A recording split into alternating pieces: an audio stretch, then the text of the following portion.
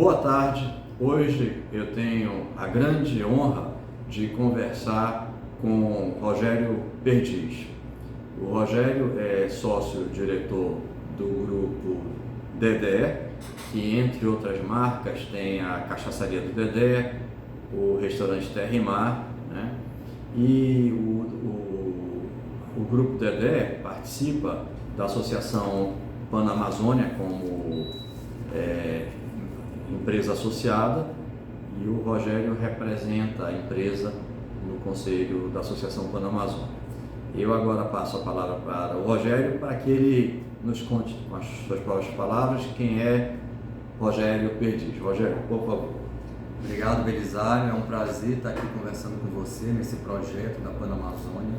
Aliás, foi uma grata surpresa ter sido convidado para participar da Panamazônia. Eu não conhecia a instituição, a entidade, e aí quando tomei conhecimento da sua existência, assim como dos seus objetivos e aquilo que a Panamazônia acredita e defende, que tem tudo a ver com aquilo que a gente também acredita, defende e pratica, aí imediatamente a gente se propôs a se associar, e tem sido bastante engrandecedor essa participação juntamente com outros empresários da Amazônia, inclusive de outros países. E desculpe te interromper, mas a participação de vocês na Associação Panamazônia contribuiu muito para a nossa entidade, inclusive de várias formas, o conhecimento que vocês trouxeram, alguns associados novos que entraram através de vocês, e mais recentemente com a possibilidade de a gente usar aquele espaço maravilhoso que é o Salão de Eventos do Terra e Mar, onde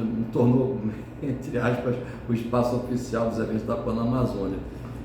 Vocês já estão aqui da Panamazônia, não é tão pouco tempo, vocês entraram em abril ou maio de 19. Acho que 20. Não, 19. 19? Foi que vocês entraram, eu lembro, foi logo depois do ingresso do Zucatelli, foi ele inclusive acho que me apresentou. Então foi em 2019. Então foi uma grata surpresa, e a gente tem tentado contribuir e participar lá ativamente dos eventos que a Panamazônia promove. E quem é Rogério Perdiz, que é a pergunta, né? Eu sou engenheiro civil, sou amazonense, educado aqui na cidade de Manaus, fiz Escola Técnica Federal, curso de edificações, depois fiz a UFAM, Engenharia Civil, depois eu fiz 3 pós-graduações, sendo uma o MBA em Administração de Empresas e Negócios pela FGV e um mestrado na área de Engenharia. E posteriormente eu fui convidado para fazer um doutorado na UFRJ, mas coincidiu com a inauguração da nossa primeira loja em shopping, do Manauara Shopping, e eu optei por empreender e deixei esse projeto adormecido para mais para frente. Eu fui educado e criado ali na região do Parque 10, antiga Coaban, né? Eu nasci em Manaus, mas os meus pais biológicos, aí eu preciso fazer uma explicação, eles residiam em Boa Vista, e eu ficava vindo e voltando até os 6 anos de idade para Manaus para ficar com uma tia minha. Você foi criado por essa tia? Por essa tia. Como ela se chama? Aliete do Carmo, parente sabe, já é falecida, e eu vim morar com ela em definitivo quando eu tinha 6 anos. E o André, que é meu sócio, né? Muitos perguntam, é meu pai, é meu tio, é meu irmão, o que é? Na verdade ele é muita coisa, mas se a gente for olhar do ponto de vista legal, ele é irmão da minha mãe e ele é meu tio. Mas nós fomos criados juntos na mesma casa, eu com 6 anos.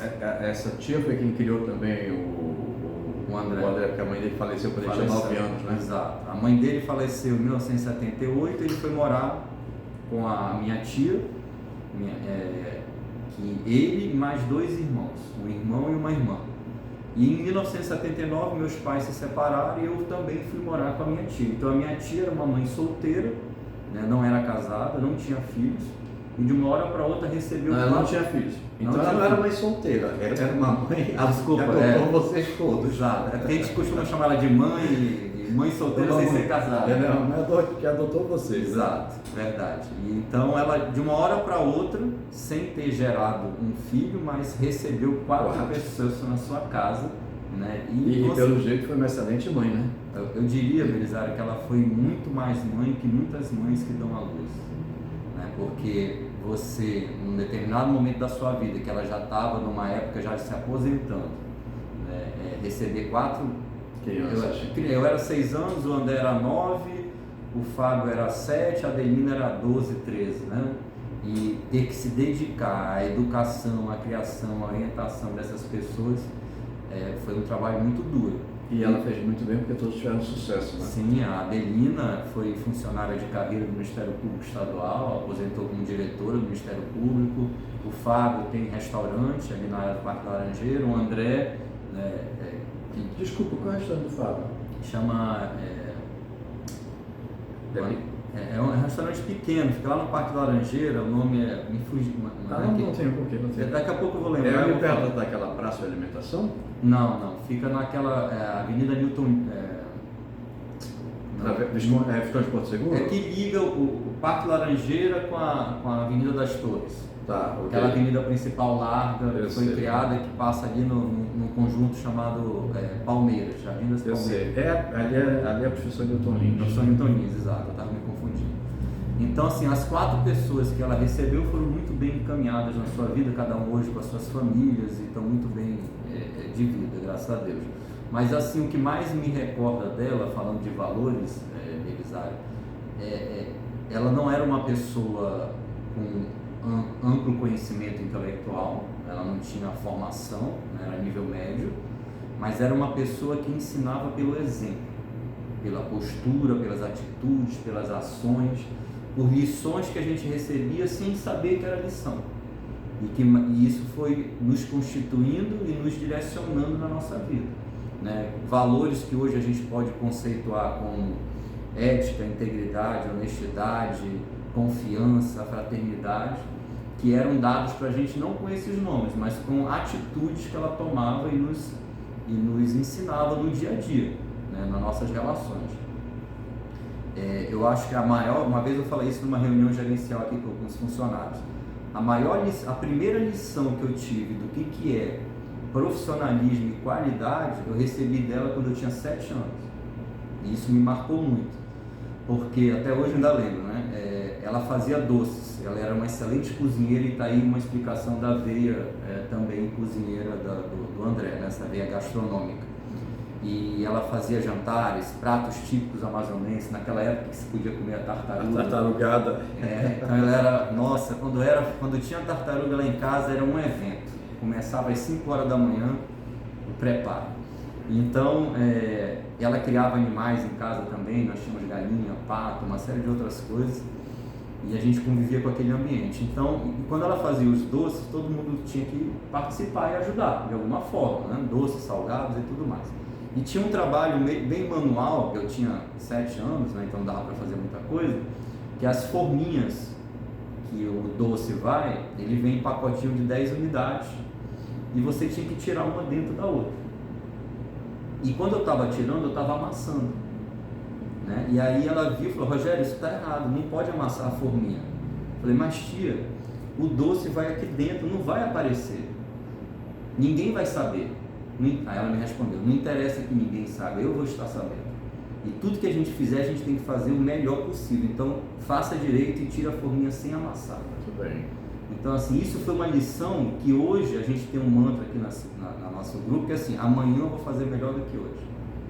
Então a gente não pode estar conformado em estar fazendo as coisas de qualquer jeito. A gente sempre tem que procurar melhorar e fazer o melhor sempre. Eu ouço isso de muitos empreendedores, empresários, falar em conceito de qualidade, profissionalismo e tudo mais. Mas como eu lhe falei, foram exemplos, ela não sabia esses conceitos, mas atitudes e exemplos que nos marcaram e que nos constituíram. Pela intuição, não é? Uhum. Ela já seguia um caminho do que todo empreendedor tem que fazer, né? Falando nisso, eu queria que você me dissesse como é que surgiu em você, você já começou a dar um pouco dessa explicação, né? Mas como é que surgiu em você essa vontade de ser empreendedor? Belisário, eu diria assim, o empreendedor, para mim, ele tem uma característica nata, não que você não possa desenvolver as habilidades de um empreendedor, eu acredito que sim, mas eu acredito muito que os empreendedores, eles têm algo que é muito natural deles, né, da sua constituição, da sua formação, do ambiente que viveu, e isso para mim despontou para mim muito cedo. Quando eu tinha uns 10, 11 anos, eu disse que eu fiz a minha primeira empresa, que era uma empresa de fazer papagaio, era muito em voga. 13? 10 anos. 10 anos. Então, assim, em Manaus, naquela época, era muito comum as pessoas... A infância nossa de Manaus antiga era carrinho de rolimã, brincadeiras na rua e papagaio, quando possível, né? Porque minha tia era muito rígida nessa parte também. Ela tinha um outro mantra que me marcou. Ela falava assim: cada hora que você estiver na escola é uma hora que você tem que estudar em casa. Então, depois que você cumprir isso, aí você está livre para brincadeira. Então, eu estudava de manhã, fazia lá as 4, 5 horas, eu tinha que estudar de tarde, 4, 5 horas novamente. E aí eu tive uma vontade de ganhar um dinheiro, né, porque as coisas eram bem regradas lá em casa. Eu falei, muito papagaio, eu vou fazer papagaio. Né? Então, eu morava ali no Parque 10, e ali perto, ali do nosso Igarapé do Mindu, que infelizmente, né, está do jeito que está, no esgoto a céu aberto, uma pena para a nossa cidade. Mas é um local que eu tomava banho, eu nadava, eu pescava ali naquela região que liga Recife com Paraíba, e aí eu descia ali para pegar as talas, né, das palmeiras, do Buriti, e depois comprava ali o papel de seda, fazia os papagaios e ia vender. Hoje eu conheço as técnicas, né, de que até as empresas têm que testar o produto antes, conhecer o seu perfil de público que você vai vender, a estratégia de venda. Eu não sabia nada disso, eu simplesmente fiz várias e vendi. E aí o produto não foi aprovado pelos clientes, né? E a empresa faliu e eu fiquei com os 10 papagaios. Então era uma coisa que sempre me moveu, essa questão de estar procurando desenvolver algo, criar algo. E para mim, apesar de hoje os jovens têm muitas dúvidas do que vai fazer a sua vida profissional, isso é uma grande incerteza da juventude, uma característica, chega naquela idade, eles não sabem. Não. Eu me identifiquei muito cedo com a engenharia. E depois eu comecei a compreender isso melhor, pesquisando o que significa a palavra engenhar, porque as pessoas falam de engenheiro como sendo uma pessoa que executa obras. Mas isso eu diria assim, que é a parte menos nobre da engenharia. O mais nobre da engenharia é o que o verbo engenhar significa, que é criar, desenvolver, resolver problemas. Então eu sempre me identifiquei com isso. Então essa vontade de empreender, com a vontade de criar e desenvolver, me direcionou para a engenharia. E aí eu comecei a trabalhar com 17 anos em construção civil na Encol, antiga Encol, e logo depois fui para uma empresa privada chamada Oriente BP, que eu trabalhei na construção do Amazonas Shopping em 1991. Foi feito junto com aquela construtora da Bahia, né? A OAS. Inclusive, a pessoa que me contratou é um associado da Panamazônia, que eu tenho muito carinho, que é o Rogério Rabelo. Sim, o Rogério, exatamente. Ele era dessa construtora Oriente. Exato. E eu fui trabalhar na Oriente. E lá na Oriente tinha outros engenheiros, e ao final da obra eu fiz uma amizade com um desses engenheiros. Eu era técnico, né, auxiliar técnico. E aí nós resolvemos fazer uma outra empresa de construção civil, de engenharia. E aí me associei com ele, eu sendo ainda técnico, ele já engenheiro, e eu tinha 19 anos e eu não podia constituir empresa, então eu tive que pedir autorização dos meus pais para me emancipar. Né? E aí em 1992 eu constituí essa construtora e trabalhei nessa construtora durante 12 anos, construindo obras de todo tamanho, privadas, no distrito, no interior do Amazonas. E paralelo a isso, como uma forma de eu conhecer um pouco mais, ganhar experiência profissional e conhecer as regiões do Amazonas, eu me credenciei na Caixa Econômica Federal para prestar serviços como engenheiro, e isso também me ajudou a conhecer o interior do Amazonas, visitando várias cidades para fazer fiscalizações de obra. Então eu digo assim, que para mim essa questão de empreender... Como você tem essa experiência de viajar pelo interior, mais tarde eu queria que você falasse um pouco sobre como é empreender na Amazônia, mas no decorrer por enquanto eu não queria tirar o foco da sua formação e da... E então, Belisário, para mim foi muito natural querer empreender, né, e querer criar, desenvolver, né, e aí foi essa a minha carreira. Depois de 12 anos na construção civil, chegou um ponto que eu falei, olha, eu queria uma outra coisa para mim. E empresário, né, empreendedor, a gente não é ligado a relógio de ponto. A gente faz o nosso horário e as pessoas acham que muitos têm uma percepção negativa do empresário, né, de que é uma pessoa que só visa o lucro, que não tem sensibilidade. Não tem nada errado em visar o lucro. Não tem nada errado em visar o lucro. Claro que não tem, mas assim, eles olham por um lado pejorativo. Eu diria que... Esse é um erro da sociedade, é um erro de quem pensa assim, né? Exato. Pode ir sim, mas eu concordo com você. Existe porque a esse minha tipo de percepção equivocada. é que quando a gente fala, você é um empresário, uma parte da sociedade identifica isso como negativo. É lamentável que seja, mas enfim, eu concordo com você, tem uma parcela da sociedade. Na verdade, o empresário é o que move a sociedade, a economia, é o que gera emprego, gera renda, é aquela pessoa que se incomodou, né? Ele se incomodou, ele teve uma ideia, ele arriscou capital próprio, ele arriscou patrimônio próprio, ele foi para cima, ele criou algo, isso deu resultado, isso trouxe mais gente para trabalhar com ele, gerou emprego, gerou renda, gerou imposto, gerou contribuições, gerou riqueza, né? E move a economia. Para mim, o empresário é isso. Exatamente. Em última instância, é a atividade empresarial que sustenta tudo. Exatamente. Toda a sociedade, poder, tudo. Rogério, você começou a falar da transição, né? Como é que você migrou da área de construção civil para a área que você atua hoje no grupo Dedé? Como é que fez a transição? Eu tive uma experiência, Elisabeth, como eu estava falando, na construção civil, sendo empresário, você não tinha expediente, você não tinha horário, é sábado, domingo, é feriado. Era uma forma que a gente atuava pelas necessidades. E aí eu sentia a necessidade de melhorar a minha formação, né? E não conseguia conciliar. E depois de 12 anos atuando dessa forma, de quase domingo a domingo, e aí eu falei, não, eu quero buscar uma especialização, um mestrado e tudo mais, eu preciso de tempo. E aí foi quando eu resolvi sair da sociedade, né?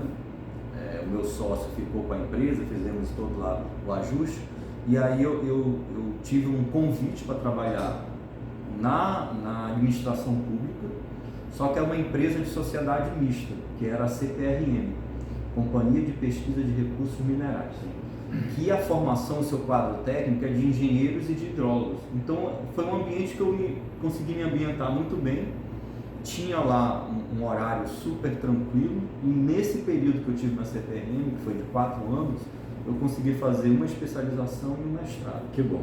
Né? E aí, depois desse período lá que eu dei a minha contribuição, e também acabei vendo um outro lado da administração pública, apesar de lá ser uma empresa regida por CLT, mas com acesso através de concurso.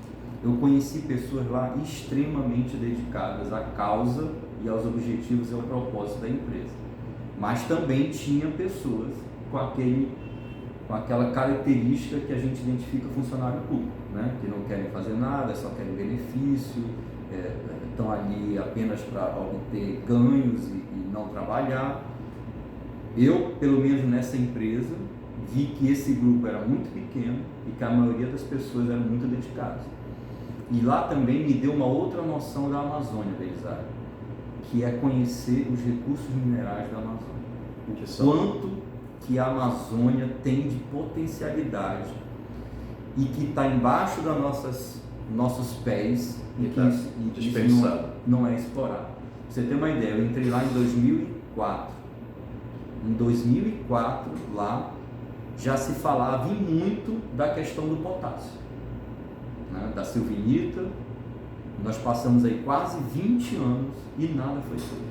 Inclusive a Potássio do Brasil é associada à Panamazônia, né? Você sabe, e o projeto deles tem mais de 10 anos e não conseguem tirar do papel. É lamentável, uma né? tragédia isso. E olha, a CPRM ela faz o mapeamento geológico.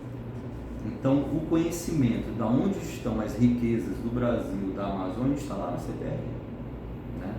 Todos os recursos minerais estão mapeados. E tem muito mais mapeamento para fazer, porque eles não cobriram toda a região, lógico, que é gigante. É gigante, sem dúvida. Mas aí vem a questão ambiental, a questão do entrave, a questão de que aqui nada pode, a gente fica muito bem lá no sul e aqui deixa vocês aí viverem da subsistência e toda essa história que a gente já conhece. Isso é uma tragédia. O engessamento econômico da nossa região precisa ser revertido, mas está difícil, porque a pressão para aumentar esse engessamento econômico é muito grande.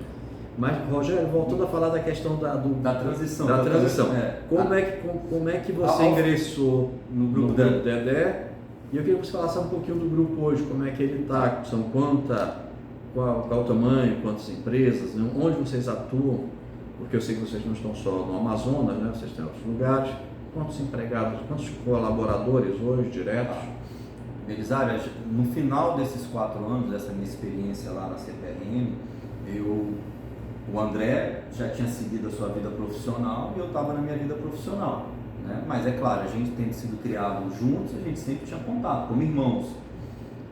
E eu acompanhei toda a transformação do carro de lanche, da pastelaria, da barraca para a cachaçaria, né? E muitas vezes lá, conversando com o André, orientando, dando dicas e tal, durante a construção, durante a transformação em cachaçaria, né? Trocando ideias, frequentava como cliente, ao mesmo tempo trocava ideias sobre o funcionamento. O André ele tem uma característica de ele não acha que sabe tudo, e quando ele acha que precisa de uma informação, ele pergunta, ele tem humildade de reconhecer que não sabe e pergunta. E a gente conversava bastante sobre isso. Agora, para quem está ouvindo, o Dedé, o André, que o Rogério está mencionando, é o famoso Dedé. Porque tem algumas pessoas que fazem uma imagem de que sabem tudo e que não precisam mais saber de nada. Então, para mim, a pessoa que age dessa forma, ela já demonstrou que não sabe nada. Exatamente. Porque a gente nunca sabe tudo e a gente sempre tem que estar correndo atrás, sempre tem que estar lendo, pesquisando, interagindo. A gente não sabe quase nada. E aí eu conversava muito com ele, conversava alguma coisa sobre números, sobre obra e tudo mais. E aí ficou uma conexão. Eu era, nós 4 que fomos criados pela minha tia-mãe, eu que tinha mais conexão com ele. E aí quando ele fez a migração, né, para a cachaçaria do Dedé, ali por volta de 2004, 2005, ele teve uma explosão de sucesso. Exatamente, eu lembro. E aí transformou em cachaçaria, ampliou, explodiu de sucesso, ampliou para cima, explodiu de sucesso, e a percepção que eu tenho é que ele estava perdendo o negócio da mão dele, porque a pessoa não consegue cobrar o escanteio, cabecear e defender a bola, né? Você tem que atuar numa certa área, e quando o negócio deixa de ser um negócio familiar, individual, para ser um negócio que começa a crescer, envolve contratação de pessoas, envolve questão fiscal, contábil e tudo mais, se você não tiver pessoas que cuidem disso, o destino é fechar, é a falência. E a gente, aqui em Manaus, você com certeza vai lembrar mais do que eu, nós temos muitos exemplos de coisas que nasceram, cresceram e sumiram. Exatamente, sem dúvida. JG, S. Monteiro, e aí tem um monte de exemplo. Palazolo, tem muitos. Então, em algum momento, essas empresas perderam a mão ou não fizeram o que eu considero essencial, que é gestão, né? Gestão empresarial. Exatamente. Cuidar da empresa. E aí eu senti que naquele momento o André estava numa situação dessa, uma iminência disso. O negócio estava ficando grande demais e ele não conseguia mais administrar e cuidar de tudo que tinha que fazer, né? Desenvolver os pratos, cuidar da gastronomia, cuidar disso, cuidar daquilo. E ele viu a oportunidade de poder crescer e ter mais lojas, mas que não daria conta sozinho. Então eu, como já frequentava, já conversava e tudo mais, foi natural para mim que a gente houvesse um convite dele de a gente fazer uma sociedade, uma nova empresa. E na verdade, quando surgiu a RAL, a nossa empresa, a razão social é RAL, R-A-L. Ela significa Rogério, André e Leonardo. Eram 3 sócios inicialmente, né? E aí a gente montou essa empresa no final de 2007. O Leonardo não participa mais? Não, ele saiu logo em seguida. Então, em final de dezembro de 2007, nós fundamos, né, registramos o contrato social da empresa, e durante o ano de 2008 todo nós fizemos o planejamento. E aí que entrou a minha contribuição, né, que é a minha área de atuação até hoje. Planejamento, administração, gestão, estratégia, expansão, controle fiscal, contábil. Então, essa parte de retaguarda, né, para dar suporte ao desenvolvimento e crescimento da empresa.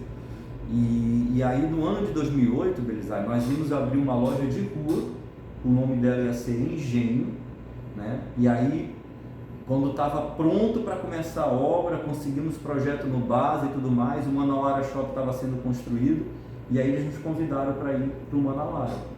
E aí veio uma grande dúvida, que eu diria assim, que é um momento que a gente olhar para o passado, foi um momento que poderia ter nos levado a outro caminho completamente diferente, e a gente acha que a gente fez a decisão correta de abandonar o projeto de rua e de ir para o Manauara Shopping. Nesse momento houve uma divergência na sociedade e aí o Leonardo saiu.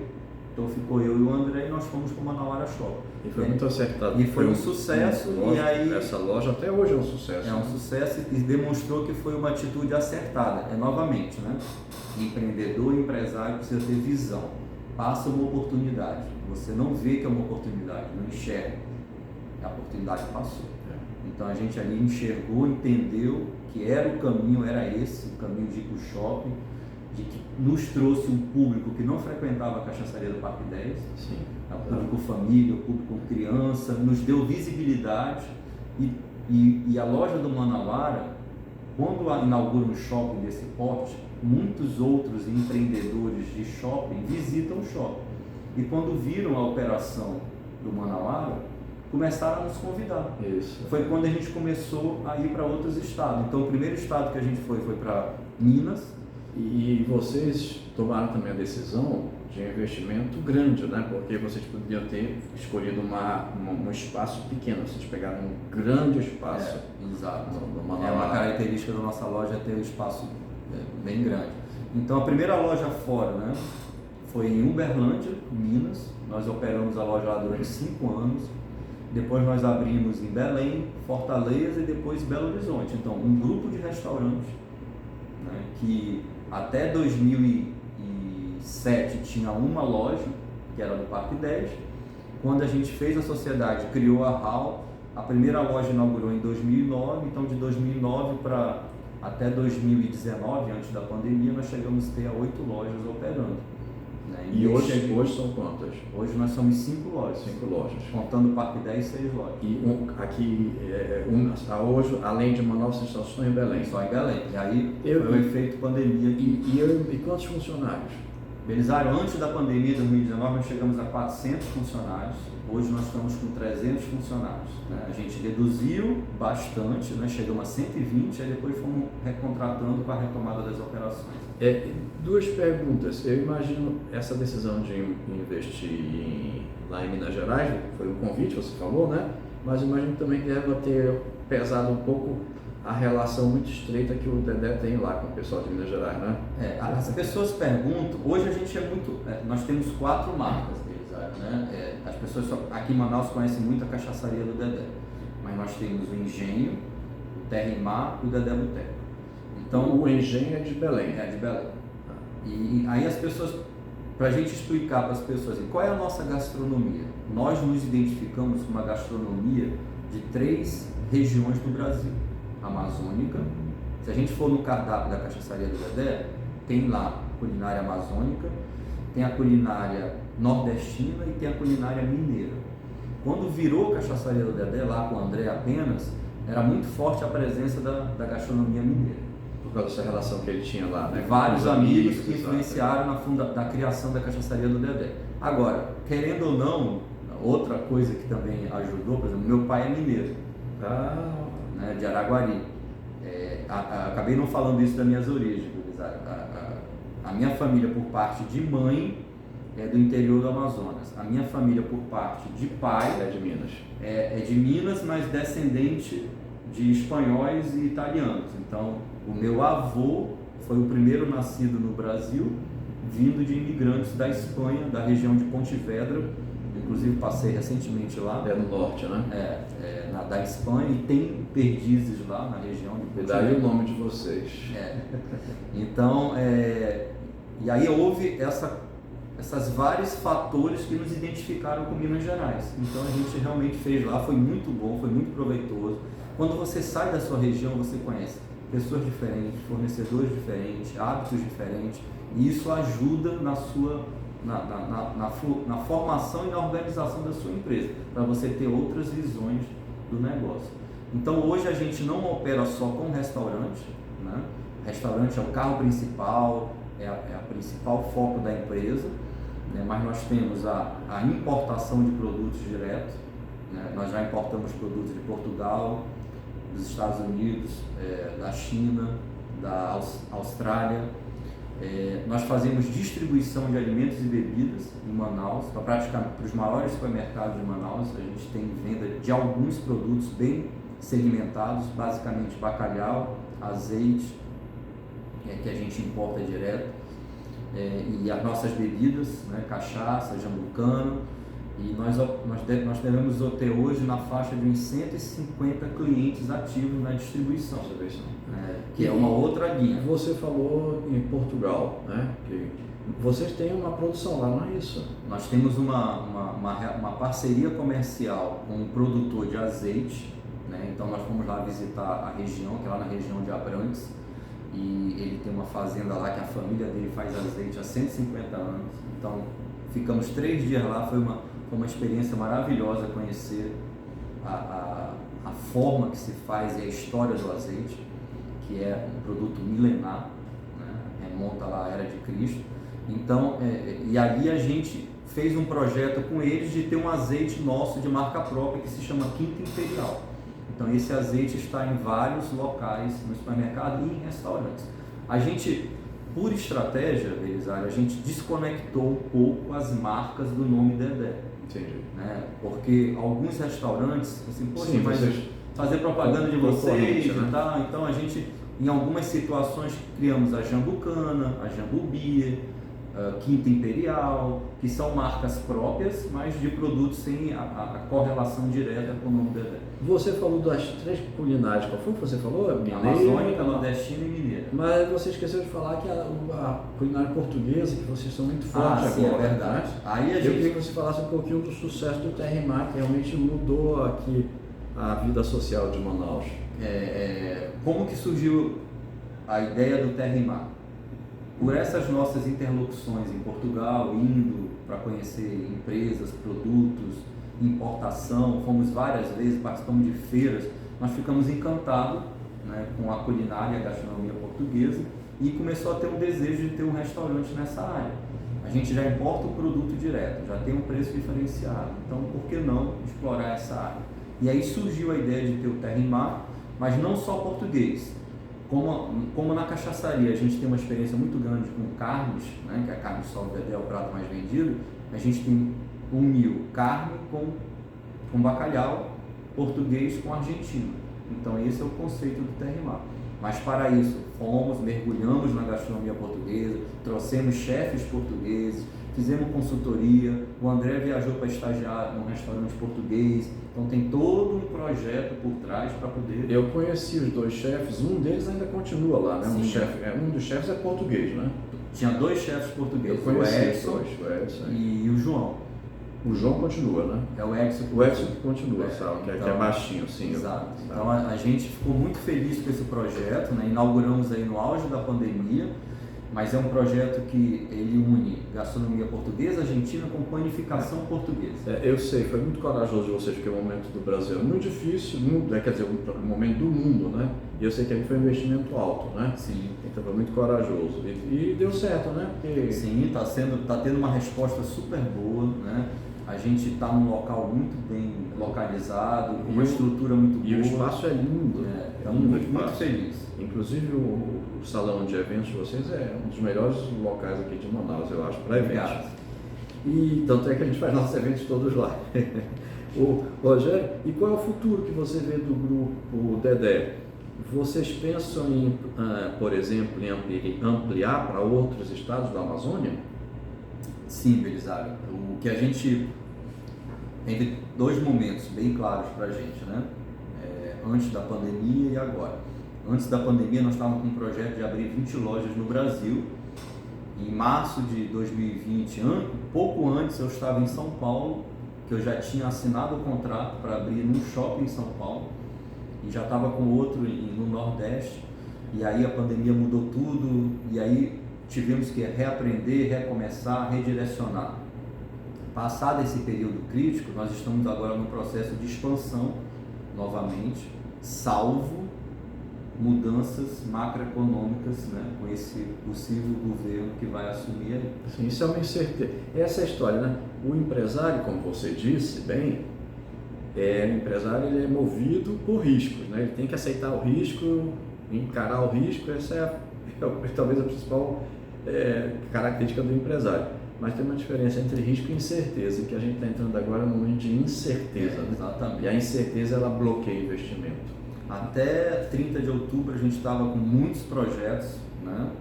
Agora a gente está segurando um pouco, né? Não quer dizer que abandonou, mas a gente precisa ter um vislumbre do que vai acontecer. Vão mudar as políticas macroeconômicas, vão mudar a legislação trabalhista, vão mudar a legislação tributária, vai voltar a inflação, o que vai acontecer para a gente poder dimensionar isso bem.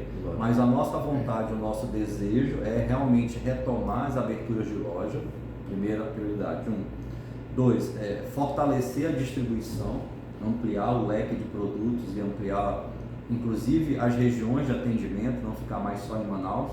A gente vende em Manaus e para o interior do estado. A ideia é ir para Boa Vista também, em Rondônia, com nossos produtos. 2 lugares que estão crescendo muito. E fora isso, a gente resolveu não mais querer ir para as regiões muito distantes da região amazônica, como a gente estava indo lá para São Paulo, porque a gente viu oportunidades em cidades chaves que estão com um grande desenvolvimento econômico. Em Rondônia, Vilhena, Porto Velho, no Pará, Parauapebas. Parauapebas é fantástico, é incrível.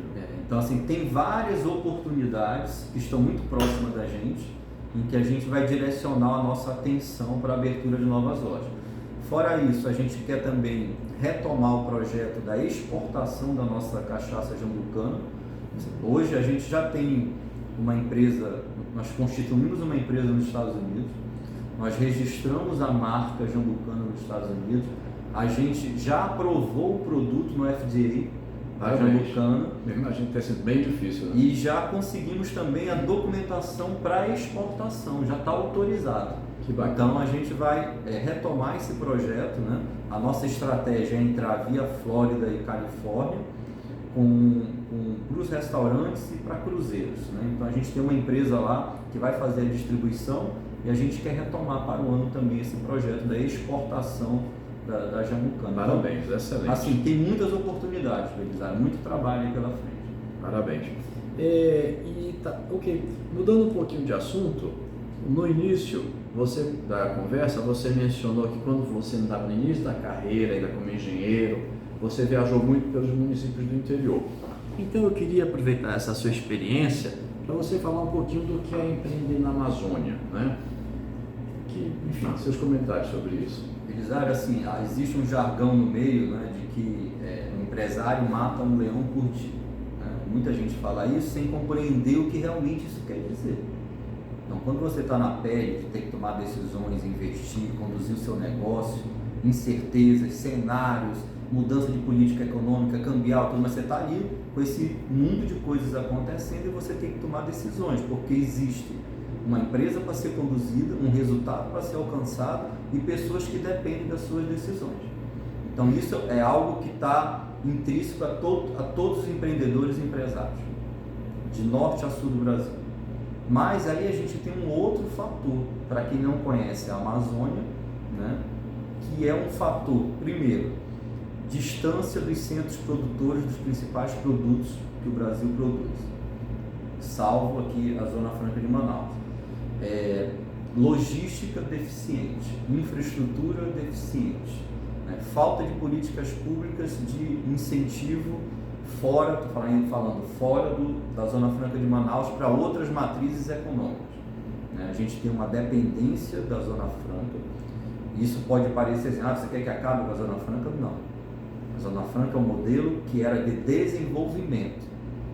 E nós só desenvolvemos a Zona Franca, nós não desenvolvemos as outras matrizes. Na verdade, a facilidade do lucro, né, que a Zona Franca permitiu, de certo modo, acho que tem gente que não gosta de ouvir isso, mas é a verdade, de certo modo, ela bloqueou outras atividades que não eram passíveis de receber os incentivos fiscais por causa da dificuldade.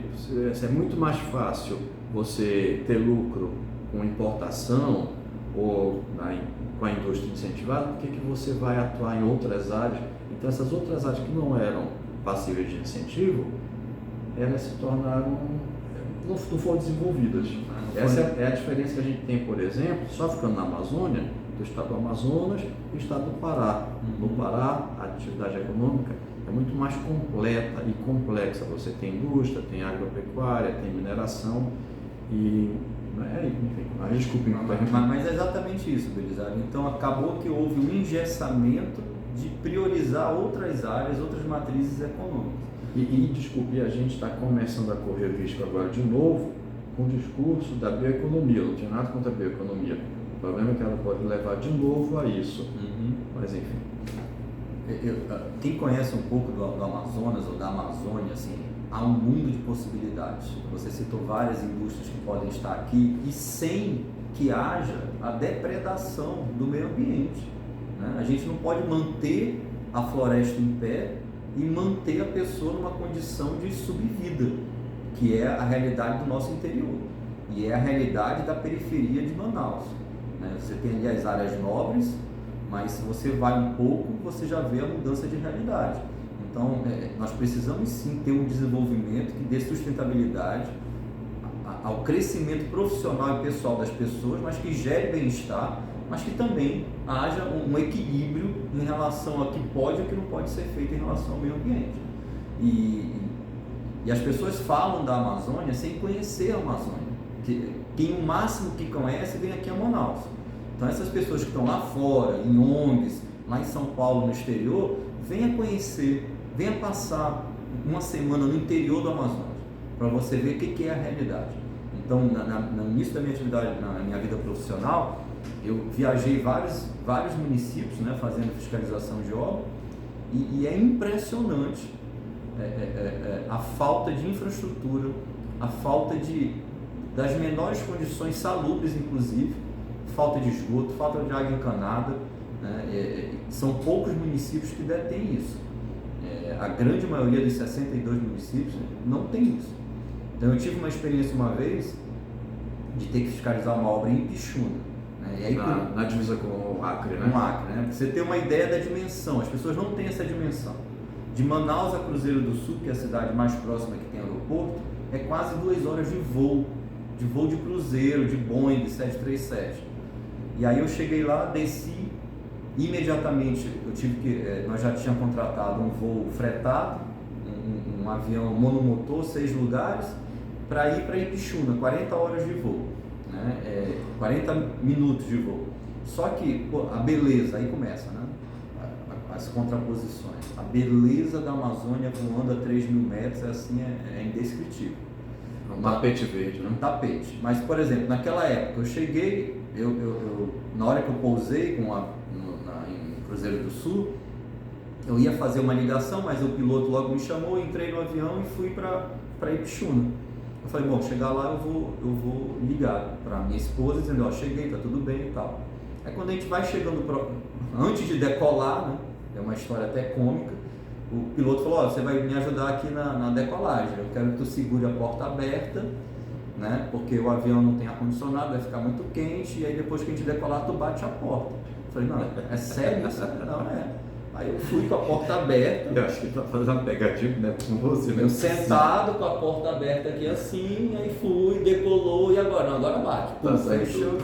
Aí bati a porta, fomos conversando, né? E aí quando chegou lá em Ipixuna, ele falou, Rogério, olha, eu vou fazer um voo rasante, porque não tem aeroporto, não tem sinalização, não tem pista, é um negócio aqui aberto no meio da mata, e aí eu vou afastar os animais e as pessoas, e aí volto, aí eu pouso. Então essa é a realidade amazônica de um município, que eu acho que na época tinha 6.000 habitantes, e aí pousamos, né? E aí eu fui conhecer a cidade, 30 minutos, andei a cidade toda, sem tratamento de água, sem tratamento de esgoto, sem infraestrutura, sem recurso. E aí eu andando lá fazendo a fiscalização, estava se construindo um poço artesiano para abastecer a cidade e tinha um outro parado. E aí eu fui lá perguntar, mas vem cá, esse poço aqui, por que não está funcionando? Ah, está faltando 2 conexões. Mas que conexão? É um joelho e um níquel. Mas não tem na cidade um joelho e um níquel? não tem na cidade um joelho e um nípel. De barco para Cruzeiro do Sul são 18 horas. Ou você vai contratar um avião... 18 horas de onde? De barco, de Cruzeiro do Sul para Ipixuna. De Cruzeiro do Sul para Ipixuna, tá. Ou você vai contratar um avião para ir comprar um nípel e um joelho. Olha o custo, né? Ou você vai esperar 18 horas para vir de barco. Aí vem aquela questão, o cara falou a polegada errada, chegou lá, não deu, espera mais 18 horas. Né? Porque não é 18 horas, você tem que, o dia do barco, não tem barco todo dia. Exatamente. Então assim, essa é uma realidade. E cheguei lá, telefonia celular, não tem. Telefone fixo na cidade, não tem. Só tem telefone rural. Energia elétrica deve ser bem precária. Por gerador por certas horas do dia. Uma tragédia isso. Então assim, essa é uma realidade para quem está lá. Não faça nada, não explore, não desenvolva, que não convive. Então assim, venha para a Amazônia, passa uma semana lá, né? E aí deixa as pessoas terem liberdade de desenvolver, de promover o desenvolvimento do que precisa. Afinal de contas, as pessoas que vivem nessas cidades são brasileiros como qualquer outro, tem direito ao que é o básico, né? Direitos como cidadão, e esses direitos são negados, porque na verdade a Amazônia, para algumas pessoas, a Amazônia se transformou numa jaula verde, pessoas vivem aqui sem nenhuma liberdade. Falando nessa questão da liberdade, você sabe que a Associação Panamazônia, um dos nossos objetivos, né, nós temos dois principais objetivos. Um é promover o ideal do desenvolvimento econômico para a região, e o segundo é a defesa de uma agenda liberal. Já que a gente falou nessa questão de liberdade, eu queria que você avaliasse, a gente já está chegando ao final da entrevista, Rogério, que você avaliasse o impacto do excesso de regulamentação, de burocracia para os negócios e da importância da liberdade para se empreender. Olha, Belisário, quando eu vejo essa questão, a gente tem que trabalhar com dados e fatos. Então, quando a gente olha para o mundo, né, hoje o mundo é pequeno, antigamente ele era muito grande, hoje o mundo é globalizado, todo mundo está conectado, todo mundo sabe que tudo acontece nos outros países. Então, vamos olhar os dados.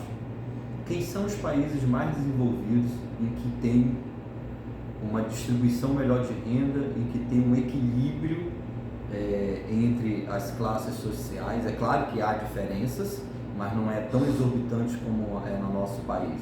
Aonde que isso está?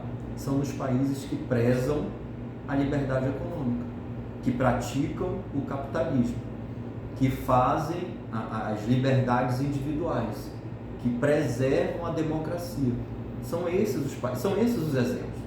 E aí a gente fica no Brasil com uma visão retrógrada, achando que o Estado pode tudo, o Estado tem que legislar sobre tudo, o Estado tem que doutrinar o cidadão, o Estado tem que dizer para a pessoa o que pode e o que não pode fazer.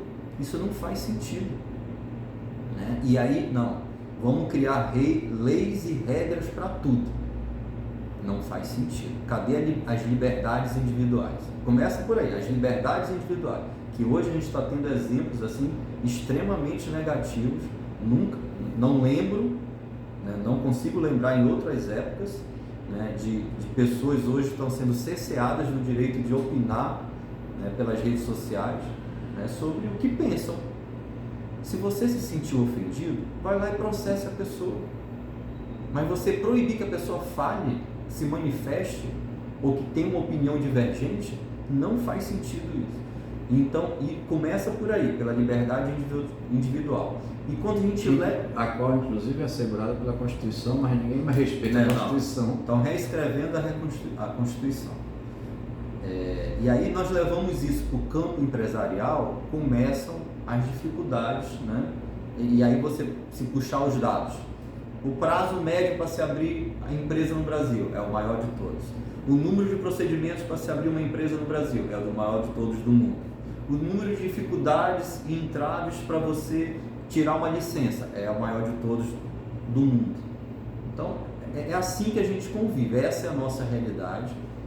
E aí, entidades, instituições como a Panamazônica estão aqui para mostrar isso para a sociedade compreender isso, né? Porque assim, se o empresário, uma das suas características é desenvolver a atividade econômica, gerar emprego e renda, mas você amarra ele, e você não dá liberdade, na verdade você está dificultando a geração de emprego e de renda. Porque o governo não cria emprego e renda. Né? O governo tem lá uma estrutura que é paga por quem trabalha e paga seus impostos. Né? Então eles não geram riqueza, eles gastam a nossa riqueza. E quem gera riqueza é o empresariado, é os empreendedores, é quem tem atividade econômica. Então essas pessoas precisam ter um tratamento, né, que pelo menos seja equilibrado em relação às melhores práticas que a gente vê nos outros países, e que aqui não se tem. Legislação tributária, né, é uma insanidade. De vez em quando sai uma reportagem, né, mostra uma foto da pilha de legislação.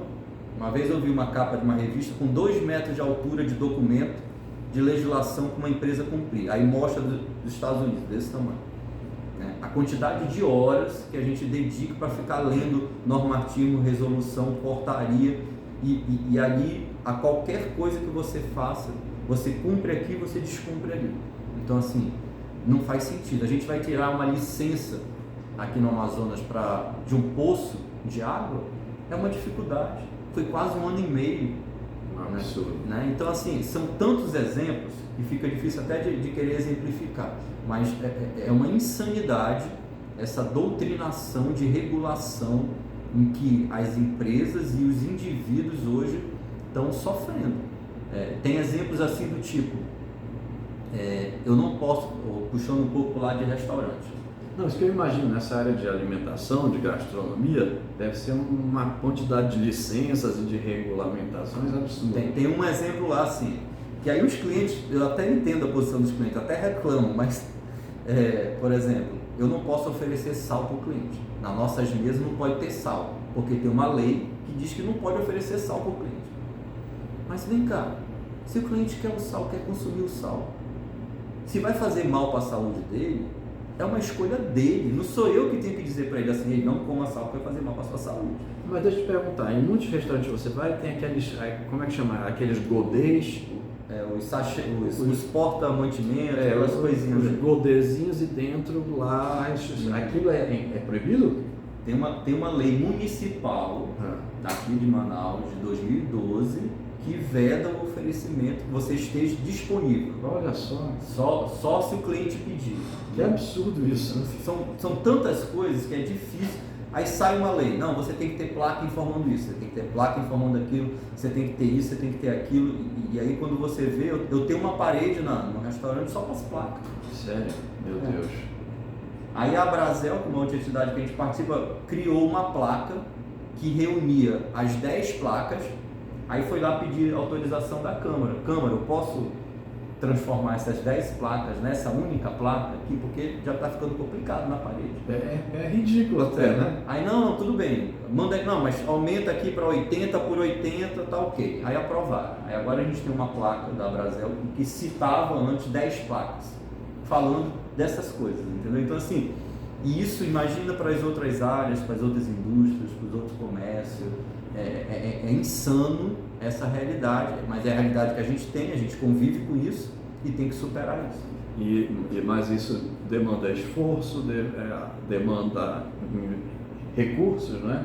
Que você poderia estar direcionando para crescimento, para prosperidade. E o pior, Belisário, porque tudo isso acaba influenciando no preço do produto que você vende. Verdade. E aí quem que vai pagar a conta? É o cliente. É a sociedade, é o cliente. É ele que vai pagar todas essas insanidades que existem.